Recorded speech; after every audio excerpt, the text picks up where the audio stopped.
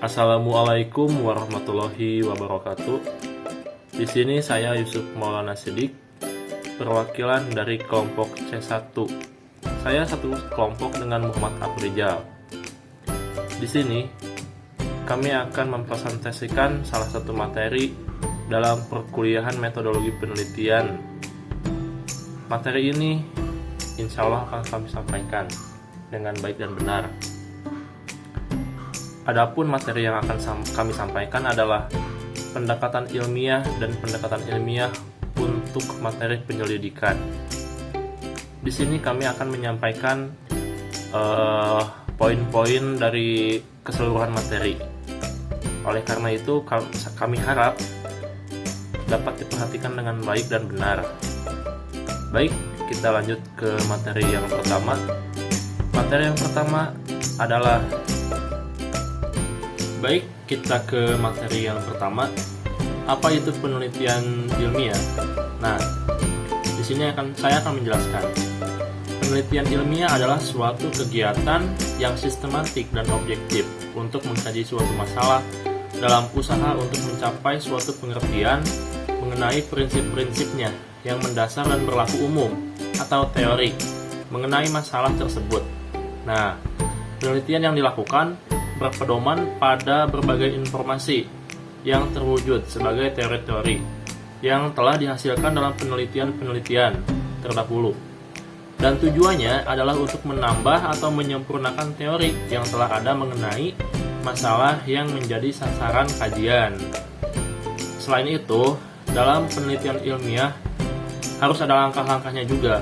Nah, proses pelaksanaan penelitian ilmiah terdiri dari langkah-langkah yang juga menerapkan prinsip metode ilmiah. Adapun langkah-langkah yang harus dilakukan selama melakukan penelitian ilmiah adalah yang pertama, kita harus mengidentifikasi dan merumuskan masalah. Kemudian yang kedua, melakukan studi pendahuluan. Kemudian yang ketiga, kita harus merumuskan hipotesisnya.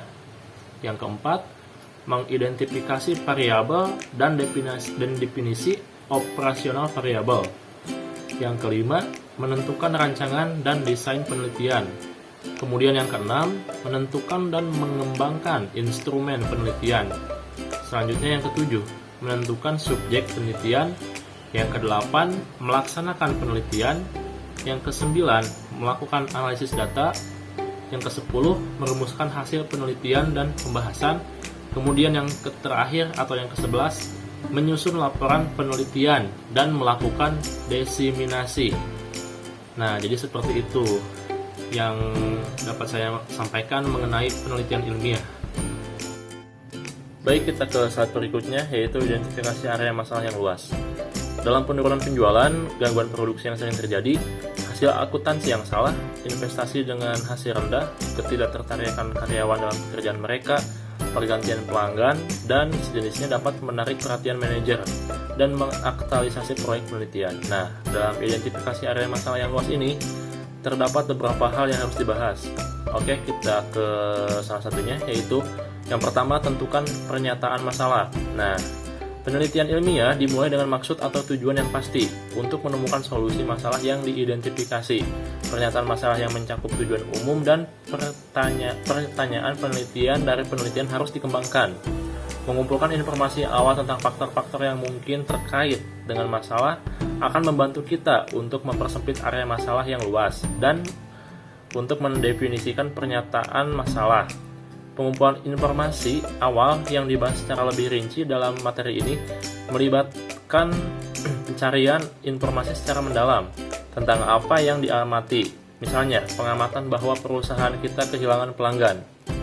Ini dapat dilakukan dengan tinjauan literatur atau literatur tentang peralihan pelanggan, atau dengan berbicara dengan beberapa orang di lingkungan kerja kepada klien mengapa mereka beralih, atau ke sumber lain yang relevan. Sehingga mengumpulkan informasi tentang apa yang terjadi dan mengapa.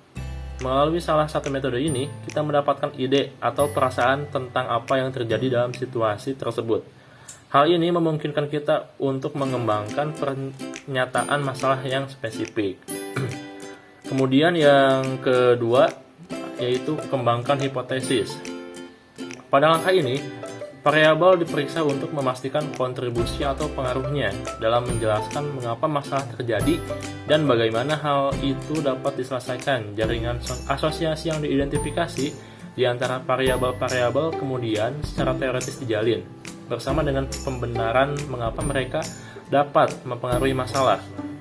Dari jaringan berteori asosiasi antara variabel, hipotesis tertentu atau dugaan terdidik dapat dihasilkan. Misalnya, pada titik ini, kita mungkin berhipotesis bahwa faktor-faktor tertentu seperti harga yang terlalu mahal, persaingan, ketidaknyamanan, dan karyawan yang tidak responsif mempengaruhi peralihan pelanggan. Sebuah hipotesis ilmiah harus memenuhi dua syarat. Kriteria pertama adalah bahwa hipotesis harus dapat diuji. Kami telah membahas testabilitas hipotesis sebelumnya dalam materi ini. Kriteria kedua dan salah satu prinsip utama dari metode hipotesis deduktif adalah bahwa hipotesis juga harus bisa dipalsukan. Artinya, hipotesis itu harus bisa dibantah. Menurut Karl Popper, ini penting karena hipotesis tidak dapat dikonfirmasi. Selalu ada kemungkinan bahwa penelitian di masa depan akan menunjukkan bahwa itu salah. Oleh karena itu, kegagalan untuk memasukkan suatu hipotesis tidak membuktikan hipotesis itu. Hipotesis itu tetap sementara sampai hipotesis itu dibantah. Oleh karena itu, persyaratan falsifiability menekankan sifat tentatif dari temuan penelitian.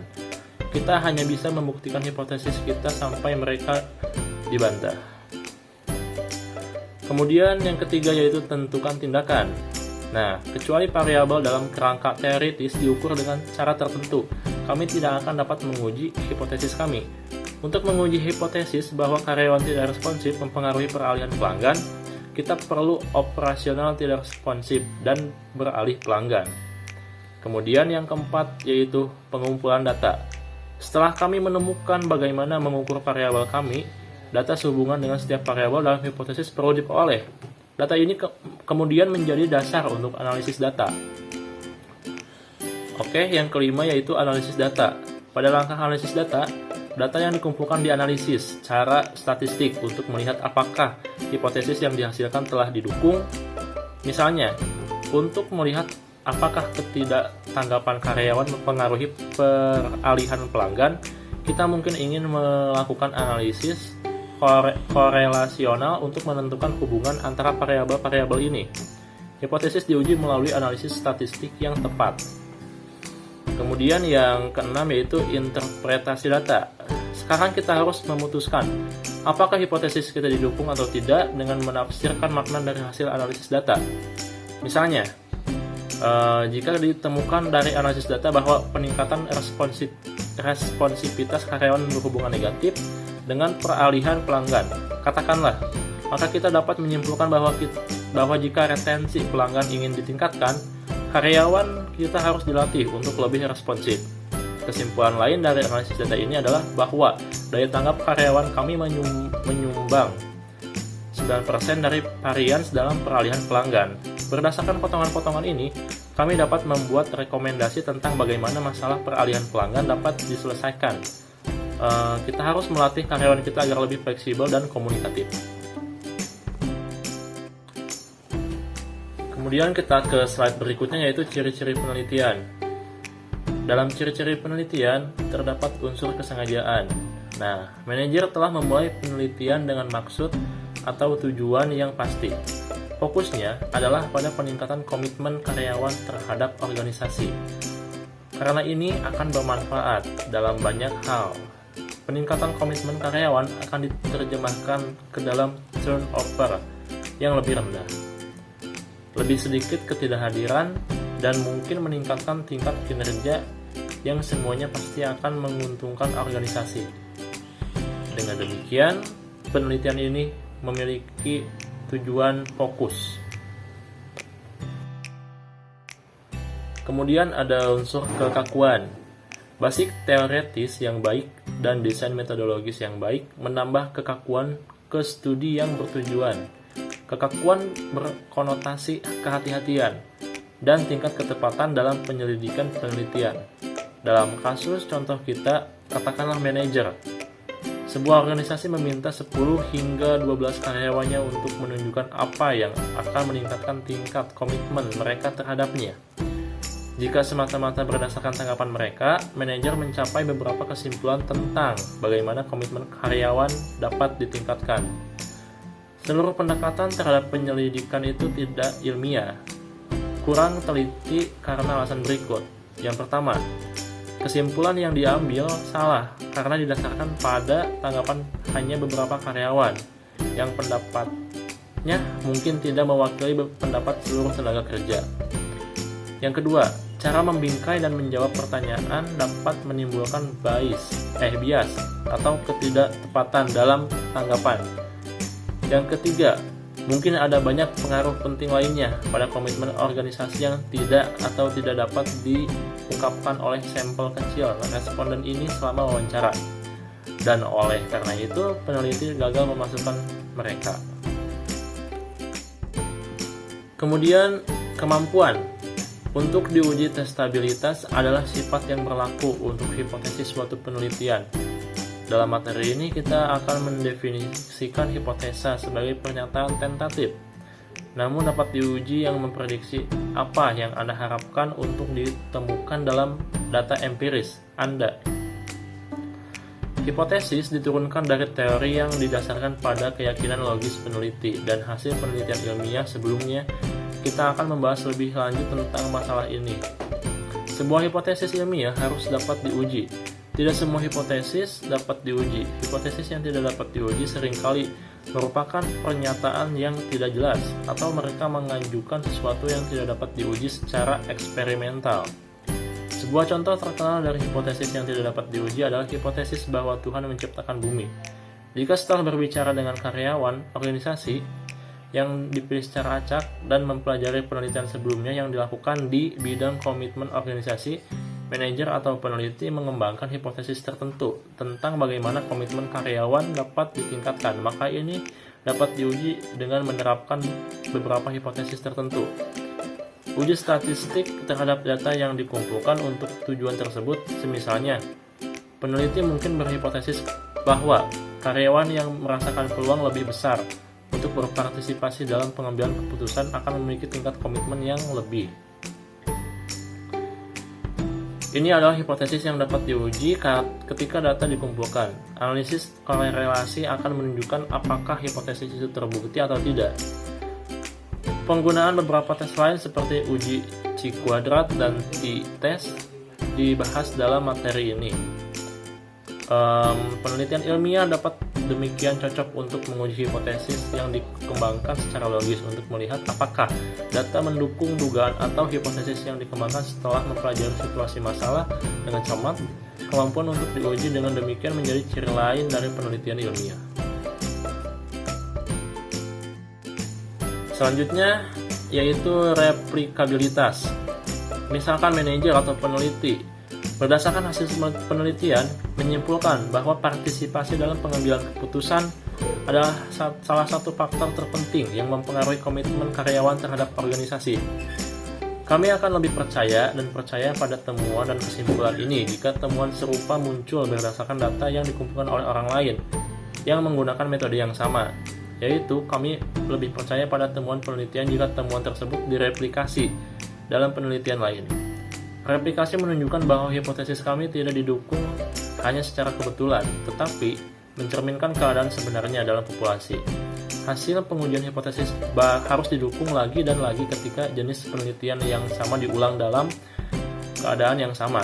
Sejauh hal ini terjadi, yaitu replikasi dimungkinkan oleh deskripsi rinci tentang detail desain penelitian seperti metode pengambilan sampel dan metode pengumpulan data yang digunakan. Informasi ini harus menciptakan kemungkinan untuk mereplikasi penelitian. Replikabilitas adalah sejauh mana studi ulang dimungkinkan dengan ketentuan detail desain studi dalam laporan penelitian. Replikabilitas adalah ciri lain dari penelitian ilmiah. Yang selanjutnya yaitu ketepatan dan kepercayaan diri dalam penelitian manajemen. Kita jarang memiliki kemewahan untuk dapat menarik kesimpulan definitif. Berdasarkan hasil analisis data, Ini karena kita tidak dapat mempelajari alam semesta, item peristiwa, atau populasi yang kita minati dan harus mendasarkan temuan kita pada sampel yang kita ambil dari alam semesta. Kemungkinan besar, sampel yang dimaksud mungkin tidak mencerminkan karakteristik yang tepat dari fenomena yang kita coba pelajari. Atau kesulitan ini dibahas secara lebih rinci di materi berikutnya. Kesalahan pengukuran dan masalah lain juga terikat untuk memperkenalkan unsur bias atau kesalahan dalam temuan kami. Namun, kami ingin merancang penelitian dengan cara yang memastikan bahwa temuan kami sedekat mungkin dengan kenyataan, yaitu keadaan sebenarnya di alam semesta. Yang selanjutnya yaitu objektivitas. Kesimpulan yang ditarik melalui interpretasi hasil analisis data harus objektif, yaitu mereka harus didasarkan pada fakta-fakta temuan yang diperoleh dari data aktual dan bukan pada nilai subjektif atau emosional kita sendiri.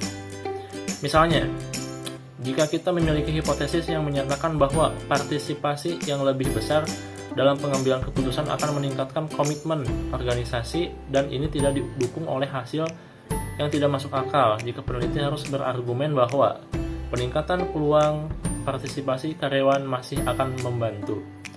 Argumen seperti itu tidak akan didasarkan pada fakta, temuan penelitian berbasis data tetapi pada pendapat subjektif peneliti.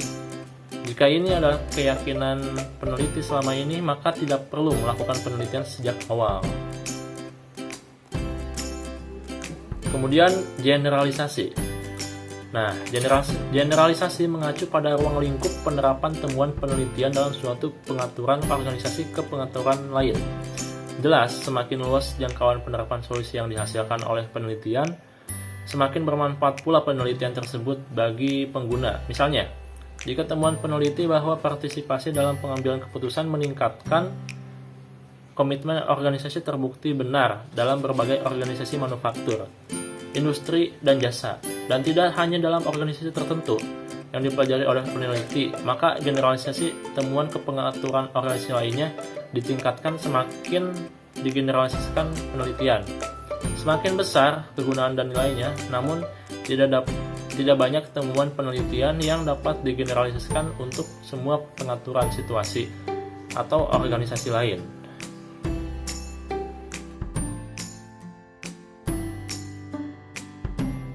Yang selanjutnya yaitu kekikiran. Kesederhanaan dalam menjelaskan fenomena atau masalah yang terjadi dan dalam menghasilkan solusi untuk masalah selalu lebih disukai daripada kerangka penelitian kompleks yang mempertimbangkan sejumlah faktor yang tidak dapat dikelola. Misalkan, jika kedua atau tiga variabel spesifik dalam situasi kerja diidentifikasi yang ketika diubah akan meningkatkan komitmen organisasi karyawan sebesar 45%. Itu akan lebih berguna dan berharga bagi manajer daripada jika direkomendasikan bahwa dia harus berubah 10 variabel yang berbeda untuk meningkatkan komitmen organisasi sebesar 48%. Jumlah variabel yang tidak dapat diatur seperti itu mungkin benar-benar di luar kendali manajer untuk berubah. Oleh karena itu, pencapaian model pemecahan masalah yang bermakna dan hemat daripada rumit menjadi isu penting dalam penelitian. Perbedaan positivisme dan konstruksionisme. Positivisme adalah sebuah positif pandangan dunia, ilmu pengetahuan, dan ilmu penelitian ilmiah. Dipandang sebagai cara untuk mencapai kebenaran, dan memang positivisme percaya bahwa ada kebenaran objektif di luar sana. Untuk memahami dunia cukup baik sehingga kita dapat memprediksi dan mengendalikannya. Bagi seorang positivisme, dunia beroperasi dengan hukum, sebab dan akibat yang dapat kita lihat jika kita menggunakan pendekatan ilmiah untuk meneliti. Positivis, temuan mereka memperkenalkan penalaran deduktif untuk mengajukan teori-teori yang dapat diuji melalui perancangan penelitian. yang telah ditentukan sebelum dan ukuran-ukuran objektif. Pendekatan kunci peneliti positifis adalah eksperimen, yang kemungkinan mereka menguji berhubungan sebab akibat melalui manipulasi dan observasi. Kemudian positifis percaya bahwa tujuan penelitian hanya dapat menggambarkan fenomena yang dapat secara langsung dan diukur secara objektif. Bagi mereka, pengetahuan tentang apapun di luar itu seperti emosi, perasaan, dan pikiran. Kemudian konstruksionisme adalah pendekatan yang sama sekali berbeda untuk penelitian dan bagaimana penelitian itu harus dilakukan. Konstruksionisme adalah mengkritik keyakinan positifis bahwa ada kebenaran objektif kaum konstruksionis memiliki pandangan bahwa berlawanan, yaitu bahwa dunia seperti kita lihat ya, pada dasarnya mental ataupun konstruksi mental. Untuk alasan ini, konstruksionis tidak mencari kebenaran objektif. Sebaliknya, mereka bertujuan untuk memahami aturan yang digunakan untuk memahami dunia dengan menyelidiki apa yang terjadi dalam pikiran orang. Konstruksionisme dengan demikian menekankan bagaimana orang membangun pengetahuan. Itu mempelajari akun yang diberikan orang tentang masalah dan topik dan bagaimana orang mendapatkan akun ini. Konstruksionis sangat tertarik pada bagian pandangan orang tentang dunia yang dihasilkan dari interaksi dengan orang lainnya. Kemudian di lain konteks, di mana mereka terjadi metode penelitian. Metode penelitian konstruksionis seringkali bersifat kualitatif, kelompok, fokus, dan wawancara tidak terstruktur. Memungkinkan mereka untuk mengumpulkan data yang kaya, berorientasi pada keunikan kontekstual dari dunia yang sedang dipelajari. Memang konstruksionis sering lebih dipeduli dengan pemahaman kasus tertentu daripada generalisasi temui mereka. Ini masuk akal ya, dimana sudut pandang kaum konstruksionis tidak ada realitas objektif untuk digeneralisasi. Kemudian perbedaan penalaran deduktif dan induktif. Di sini kita lihat metode penalaran deduktif menguji teori. Di sini kita harus diketahui ya, bahwa seorang ilmuwan, teori adalah seringkali seperangkat asumsi yang terorganisir yang menghasilkan prediksi yang dapat diuji tentang topik yang diminati. Di dalam penalaran deduktif, kita bekerja dari yang lebih umum ke yang lebih spesifik. Kita mulai dengan seorang general teori, dan kemudian kita mempersempit teori itu menjadi hipotesis spesifik yang dapat kita uji. Kami mempersempit lebih jauh ketika kami mengumpulkan spesifik pengamatan untuk menguji hipotesis kami. Analisis pengamatan khusus ini pada akhirnya di kemungkinan kita untuk mengonfirmasi teori asli kita.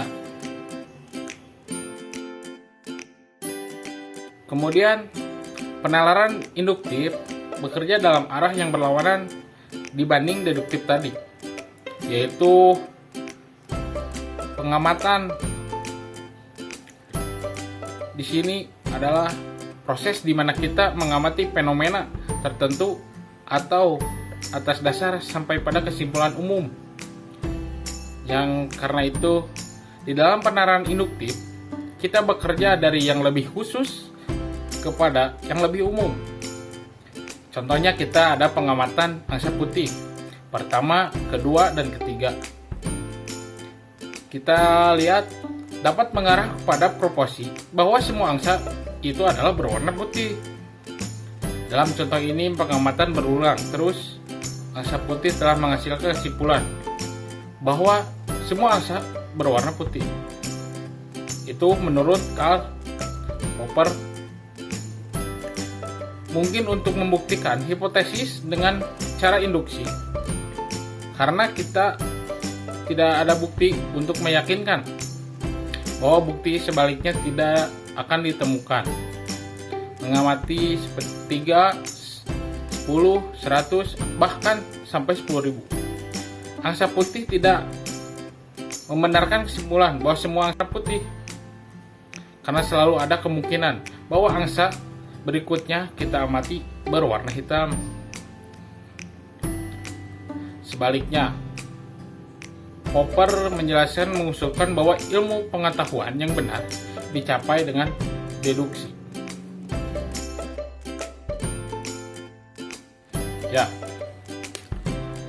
metode hipotesis deduktif dari kita lihat di atas menggunakan contoh yang ada sendiri. Metode ini nyaris versi khas dari metode ilmiah.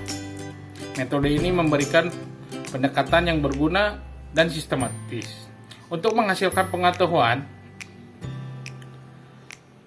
untuk memecahkan masalah dasar dan masalah manajerial. Metode hipotesis deduktif juga melibatkan 7 langkah ini. Yang pertama yaitu mengidentifikasi area masalah.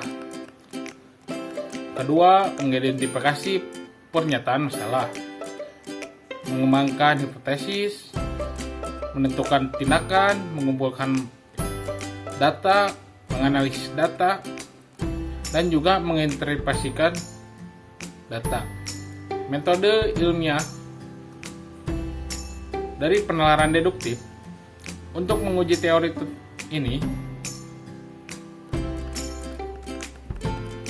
mempunyai perspektif yang alternatif.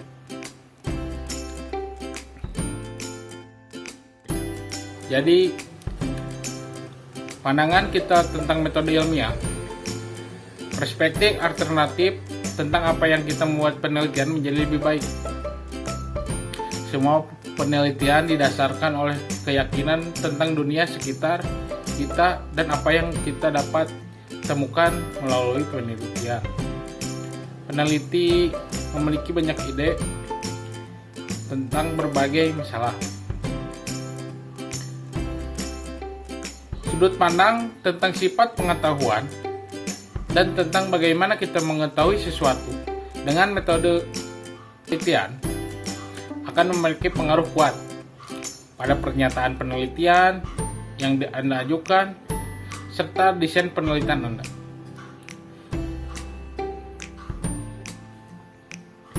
Jadi, penelitian ilmiah berfokus pada pemecahan masalah dan mengejar metode langkah demi langkah, logis, terorganisasi, dan terketat untuk mengidentifikasi suatu masalah, mengumpulkan data, menganalisisnya, dan juga menarik kesimpulan yang valid. Jadi mungkin hanya sekian materi yang dapat kami sampaikan. Kemudian kesimpulan yang dapat diambil dari materi yang kami sampaikan adalah desain sistem secara umum adalah untuk memberikan gambaran secara umum kepada user tentang sistem yang baru. Desain sistem secara umum merupakan persiapan dari desain rinci. Desain secara umum mengidentifikasi komponen-komponen sistem informasi yang akan didesain secara rinci. Desain terisi dimaksudkan untuk pemrograman komputer dan ahli teknik lainnya yang akan mengimplementasikan sistem. Kemudian ada saran yang akan disampaikan oleh Muhammad Afrizal. Ya, saran saya ketika menggunakan metode penelitian, kita harus mempunyai informasi yang valid ke dalam menganalisis data dan juga Desain sistem informasi yang dapat berguna ini cukup penting bagi kita sebagai mahasiswa. Saya Muhammad Afrizal, cukup sekian dari saya dan rekan saya Yusuf Maulana Sidik. Kami dari kelas Teknik Industri C semester 5 mengucapkan terima kasih atas perhatiannya dan mohon maaf bila ada kata-kata yang salah saat penyampaian materi, harap dimaklum. Wassalamualaikum warahmatullahi wabarakatuh. Terima kasih, sampai